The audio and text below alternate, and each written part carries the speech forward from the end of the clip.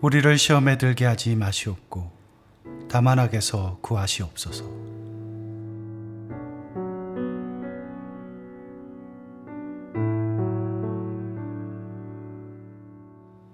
우리는 지난 시간 죄사함을 구하는 기도에 대한 말씀을 들었습니다.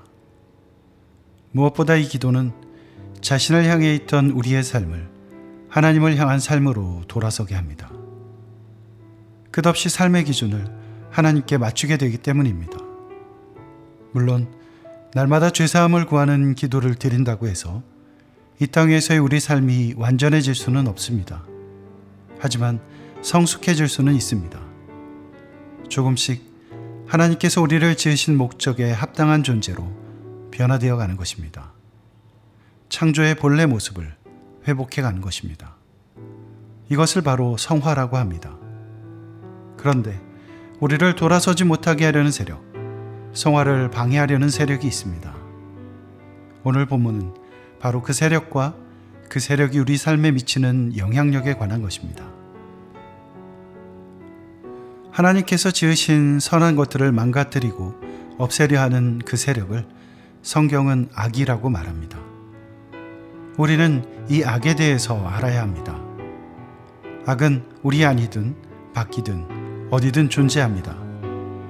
먼저 우리 밖에 있는 악에 대해서 생각해 봅시다. 전쟁, 궁핍, 질병, 그것이 무엇이든 하나님이 선하게 지으신 세상과 우리의 삶을 파괴하는 것은 악입니다. 그것들은 회복할 수 없을 정도로 우리에게 고통과 좌절을 안겨줍니다. 물론 상황이 나쁘다고 해서 모두 악인 것은 아닙니다. 때로 그러한 것들이 우리로 하여금 더욱 하나님을 바라보게 하기 때문입니다. 고난당한 것이 내게 유익이라 이로 말미암아 내가 주의 율례를 배우게 되었나이다. 하지만 때때로 일어나는 것처럼 너무나 크고 이겨낼 수 없는 고통 때문에 우리의 의지와 삶이 무너져 내리게 만든다면 그것은 분명히 악입니다. 또한 악은 우리 안에도 있습니다. 악은 우리가 하나님의 선한 뜻을 거슬러 그릇된 길로 가게 합니다. 아담 안에 들어있던 그 악이 오늘 우리 안에도 남아있는 것입니다. 사람 안에서 나오는 것이 사람을 더럽게 하는 것이니라. 예수님은 사람을 더럽게 하는 것이 바로 그들 안에서 나온다고 말씀하셨습니다. 사람들은 사탄이 마음속에 악을 집어넣는다고 생각합니다. 하지만 사실 그럴 필요가 없습니다. 이미 들어있기 때문입니다. 사탄은 그저 그 악들을 어떤 순서로 연주할지 결정하는 지휘자라 할 수 있습니다. 그렇다고 악을 행하는 데 있어 사람들이 늘 수동적인 것만도 아닙니다. 능동적으로 그 악을 행할 때도 많습니다. 물론 예수님께서는 갈보리 십자가 위에서 그 모든 악을 이기셨습니다. 하지만 악은 여전히 무시할 수 없는 힘을 가지고 있습니다. 비록 악은 우리를 다스리지는 못하지만 여전히 우리에게 영향을 미칩니다. 성경은 그것을 시험이라고 말합니다. 악은 우리를 끊임없이 시험합니다. 성경을 읽다 보면 그렇게 시험을 당하여 쓰러지고 다시 일어서는 사람들을 어렵지 않게 볼 수 있습니다. 어떤 사람들은 결국 시험을 이기지 못하고 악에게 지고 맙니다. 하지만 다른 이들은 시험을 이기고 악에서 구하시는 하나님을 영화롭게 합니다. 예수님은 제자들이 그렇게 시험을 이기는 삶을 살길 원하셨습니다. 그래서 시험에 들지 않길, 악에서 구하시길 기도하라고 가르치신 것입니다. 그런데 시험을 이기려면 그것이 의미하는 바를 분명히 알아야 하지 않겠습니까?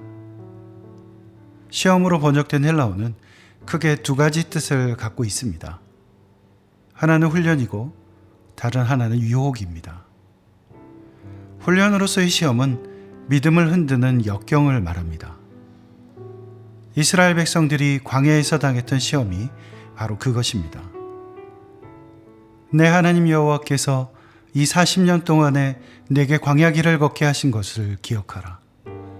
이는 너를 낮추시며 너를 시험하사 내 마음이 어떠한지 그 명령을 지키는지 지키지 않는지 알려 하심이라.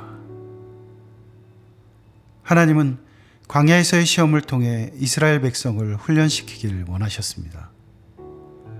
이스라엘 백성은 애굽을 떠난 순간부터 수많은 시험에 직면했습니다. 홍해를 앞에 두고 죽음의 위협을 경험해야 했고 목마름과 배고픔, 추위와 더위를 견뎌야 했습니다. 가나안을 앞에 두고서도 시험을 이겨내지 못해 다시 광야로 나가야 했고 결국 40년 동안 연단의 길을 걸어야 했습니다.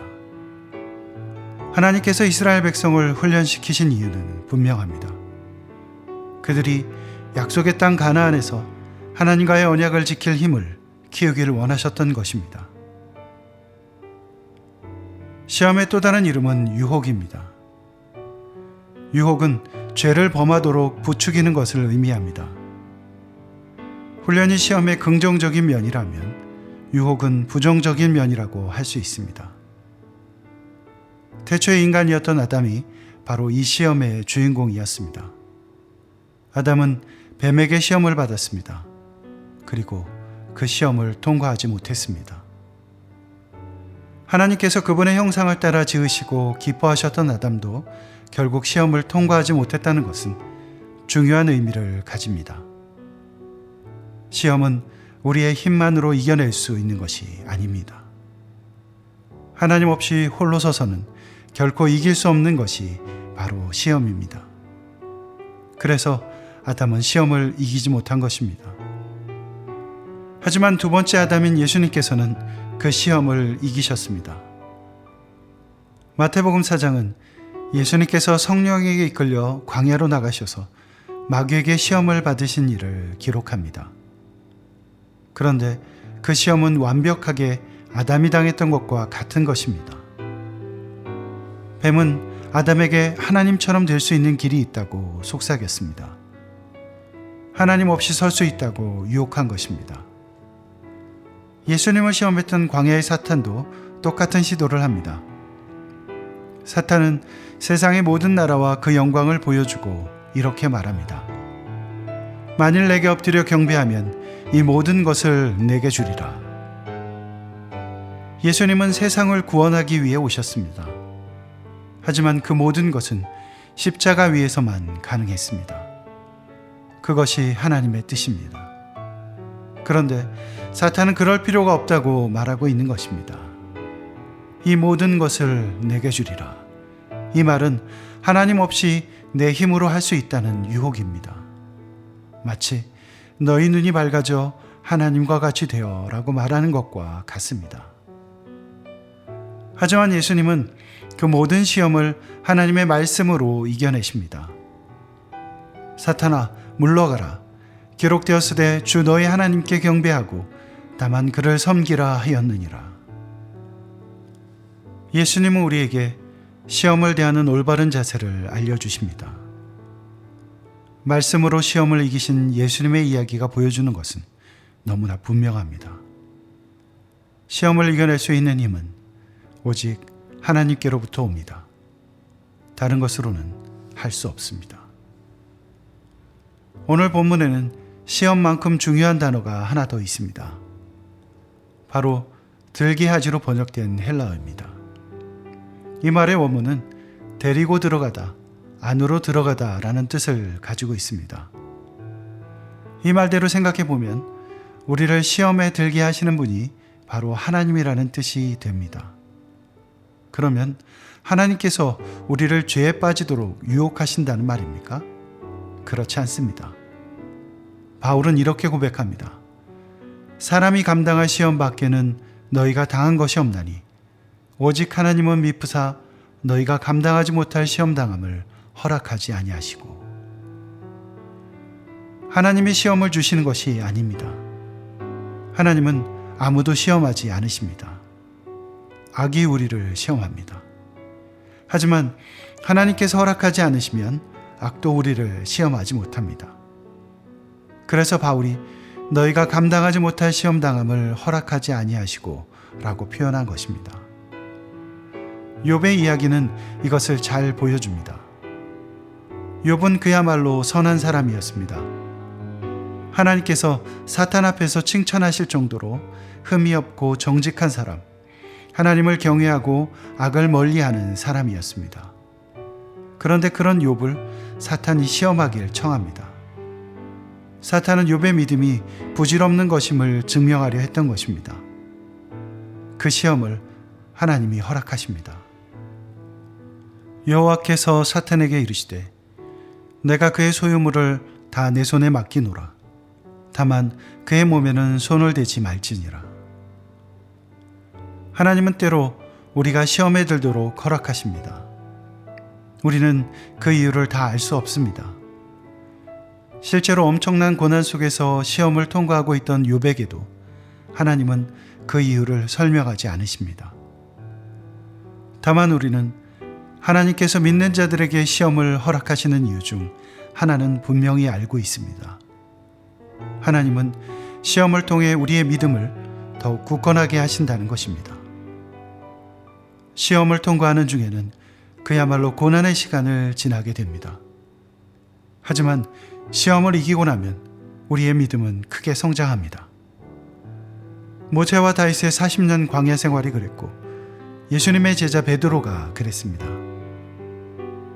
모세는 자신의 성정을 이기지 못해 사람을 죽이고 광야로 도망했습니다.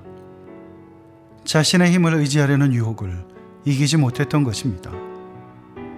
하지만 다윗의 광야는 모세와 달리 하나님의 훈련에 더 가깝습니다. 광야는 다윗을 하나님의 마음에 합한 자로 만드는 용광로가 됩니다. 베드로는 어떻습니까? 두려움의 시험을 이기지 못하고 예수님을 부인했습니다. 하지만 부활하신 예수님을 만난 베드로는 예수님의 질문으로 그 시험을 이겨냅니다. 내가 나를 사랑하느냐? 이 질문에 아멘으로 답할 수 있어야 합니다. 예수님을 사랑하는 사람만이 시험을 이겨낼 힘을 얻게 됩니다. 예수님은 제자들에게 시험에 들지 말라고 악을 이기라고 가르치시지 않았습니다. 왜 그렇습니까? 우리의 힘으로는 시험에 들지 않을 수도 악을 이길 수도 없기 때문입니다. 우리가 날마다 시험에 들지 않게 하시길, 악에서 구하시길 기도해야 하는 이유는 단순합니다. 시험과 악에서 우리를 구할 힘이 오직 하나님께만 있기 때문입니다. 시험과 악은 결코 쉬운 상대가 아닙니다. 그것들은 예수님께 직접 훈련받은 제자들도 모두 쓰러뜨릴 만큼 강력합니다. 사실 우리들은 이 시험과 악을 회피하거나 축소하려는 경향과 함께 그것들을 스스로 통제할 수 있을 것 같은 환상을 가지고 살 때가 많습니다. 하지만 예수님은 악과 그 악이 주는 시험이 어떤 것인지 잘 알고 계셨습니다. 시험이 우리의 삶을 흔들고 악이 우리의 삶을 짓밟기 시작하면 우리도 알게 될 것입니다. 여전히 우리의 삶 속에는 시험과 악이 넘쳐나고 우리에겐 그것들을 이겨낼 힘이 없다는 것을. 사탄은 하나님께로 향한 우리의 시선을 돌려 자꾸만 자기 자신을 향하게 합니다. 하나님을 보지 못하게 하는 것입니다. 하나님 없이 혼자 설 수 있다고 속삭이는 것입니다. 만일 그 시험을 이겨내지 못하고 혼자 서려 한다면 우리는 에덴 동산을 나서던 아담의 비참한 심정을 알게 될 것입니다. 하지만 우리를 시험에 들지 않게 하시고 악에서 구하시기를 늘 기도한다면 주님은 우리를 지키실 것입니다. 우리를 구하실 것입니다. 우리를 시험에 들게 하지 마시옵고 다만 악에서 구하시옵소서.